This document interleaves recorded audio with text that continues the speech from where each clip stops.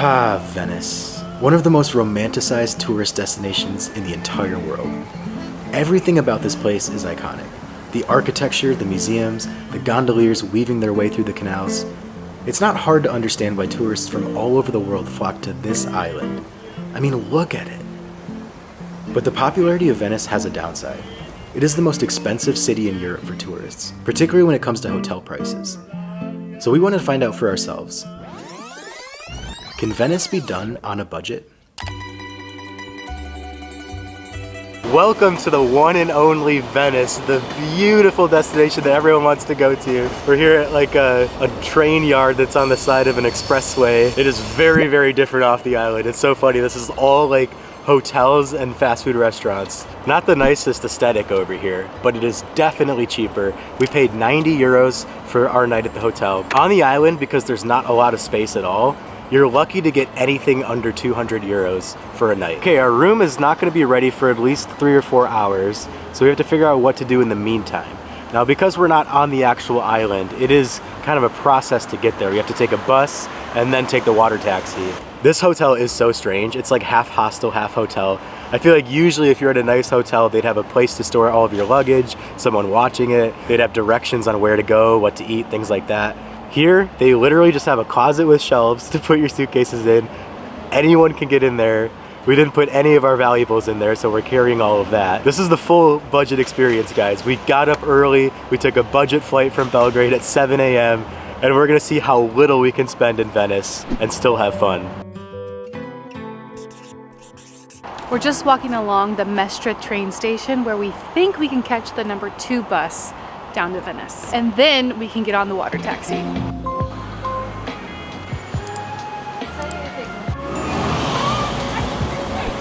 Our bus literally just left. We're in the ticket line getting our tickets.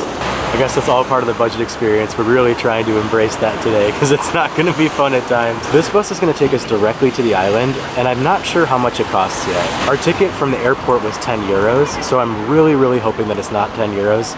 And if it is, we're gonna see if we can do like a day pass situation because we're gonna have to come back and then go out again later tonight. And we're not doing 10 euros every time. That doesn't make sense. So if we do 4, then that gets both of us there and back.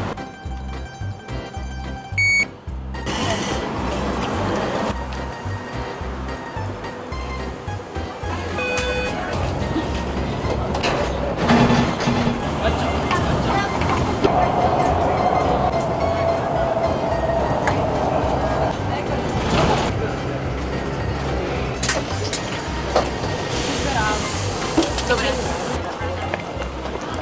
10 minutes on the bus, and now we're in Venice.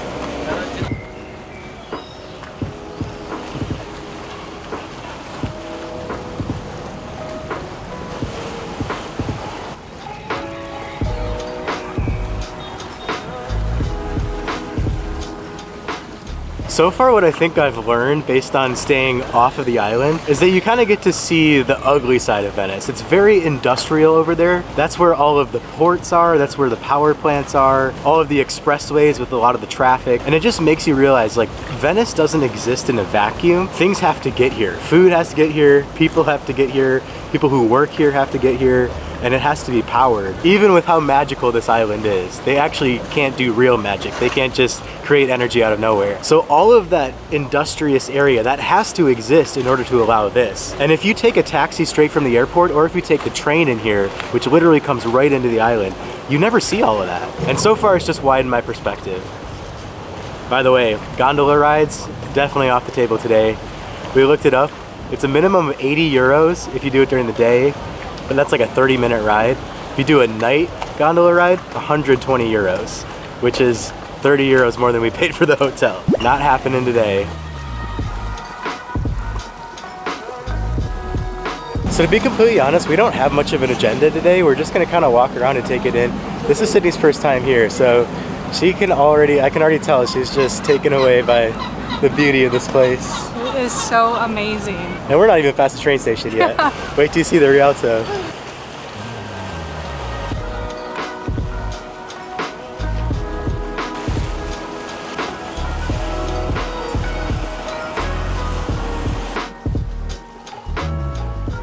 I completely forgot, but this first 5 minutes into the island reminded me.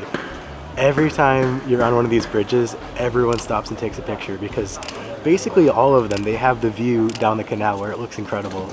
So these bridges can get really claustrophobic really fast, but it's hard to not just stop at all of them and take a picture.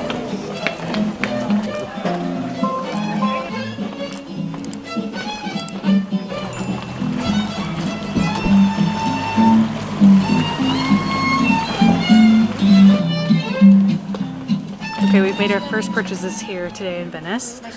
I was getting a little hungry and there's no way we're stopping at one of these restaurants. So I went into Conad, a local grocery store, got 2 iced teas and this margarita focaccia that looked pretty good. And some raspberries. All for €8. So I think that's pretty on the budget. The focaccia was €3 and I know at one of these restaurants we would have stopped and probably paid €15 for a pizza. So we have to eat this on the go because I heard it's illegal to actually picnic here. You can't sit down and eat any food inside Venice. So we're gonna be walking and having our lunch. Okay, the focaccia, pretty mediocre to be completely honest with you, but for €3 in Venice, we're taking it. We're taking the wins while we can.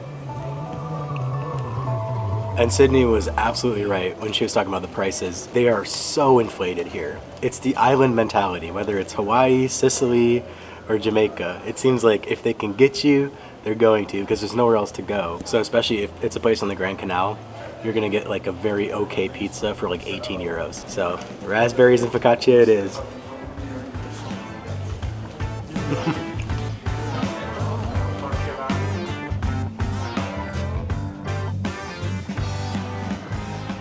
Venice is a city that rewards the wanderer.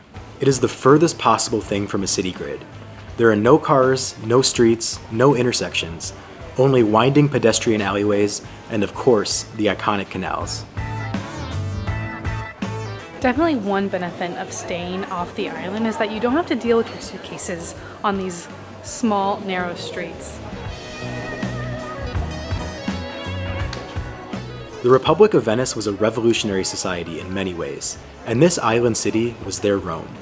While the souvenir shops and the guided walking tours definitely force you out of the element at times, there are little pockets of the city that are still almost identical to the Venice of the 1400s, when it was the center of power and influence on the Adriatic Sea.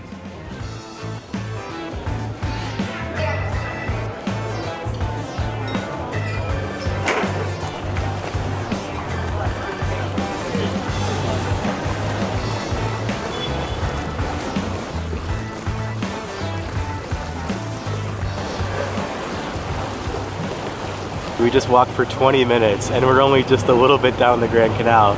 But actually there's not a full walking path down the Grand Canal in a lot of parts. It just completely cuts off. But we're happy we went through there because that's the best way to take in Venice, is just get lost within the canals. Take a left here, take a right there. You have no idea where you're going, but along the way you'll see so much.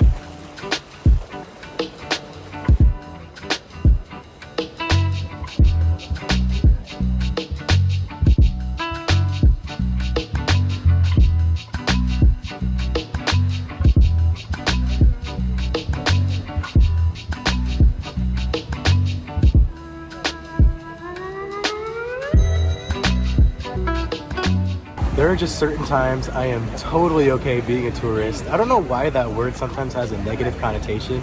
It's crowded, it's messy, it's dirty up here, it's hard to get to the spot where you get your picture. Complete chaos. But look at this.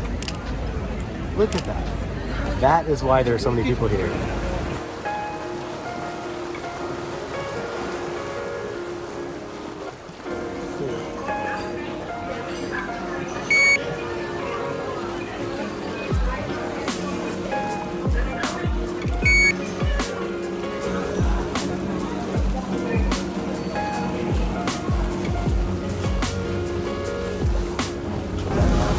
First Vaporetto ride, here we go.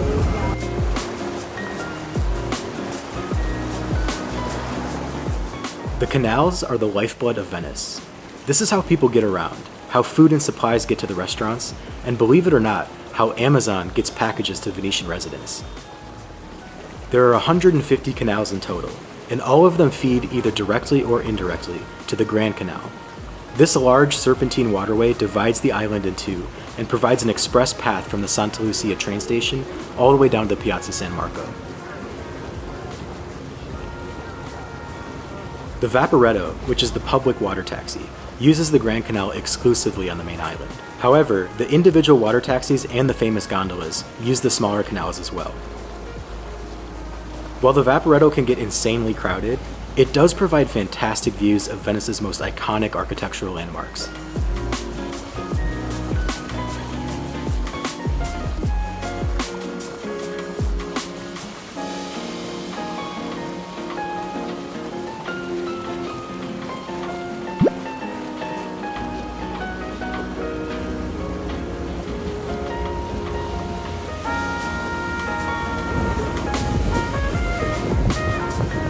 So we just spent 75 minutes going around on the water taxi, which is the maximum amount of time for a one-way ride. We are really trying to juice all the value out of this thing. The water taxi is great on one hand because you get to see everything. It's really awesome just seeing the Grand Canal, all of the scenery. On the other hand, it is extremely busy and so crowded and so claustrophobic.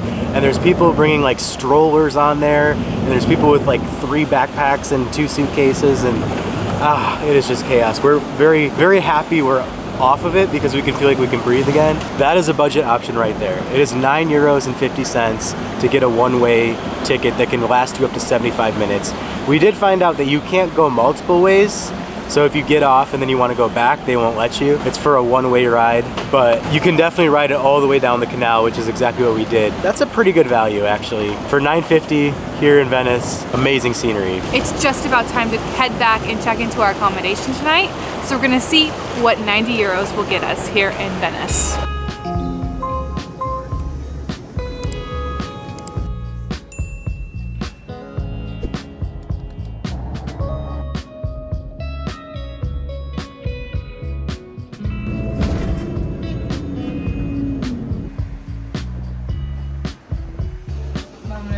Let's see if our bags are still here. Oh, barely holding on. Thank goodness. We have finally just settled in. I'm gonna go over to the room right now. Here we are at 507. Come on in.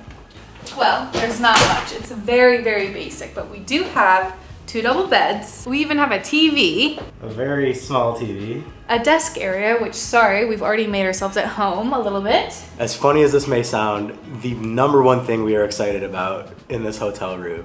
I'll show you, come here. Bam! AC, baby! We are coming off 5 nights in Belgrade with no air conditioning. And as Americans, it's a struggle. It is definitely a struggle, but hey, we're gonna have to get used to it this year. So definitely not terrible. For 90 euros, I think this is really good value. It's a lot of space, a decent sized bed, definitely not the biggest bed in the world, but trust me, we've had smaller over here. And we have our own bathroom. Again, very, very basic. A towel rack, toilet obviously, a sink, a hair dryer, a mirror, and this is the shower. I don't know if Max is gonna fit in here, but we will see. That's his hurdle to jump through. It definitely feels like a hospital bathroom. I hate when the shower is just like in the room and it's not sectioned off at all. This floor is gonna be completely wet when we're done with it. Which, speaking of that, I have absolutely no idea where this day went. We did not even realize that we spent more than 5 hours exploring the island. So when we were done with our shower, we were absolutely starving. We had not had anything to eat since the sad little focaccia and then a small breakfast at the airport this morning. So at that point we were like, okay, we're doing the whole budget thing anyway. Let's go check what's in this little town that we're staying in instead of going all the way back to the island. So we ended up getting some ramen and some pork buns.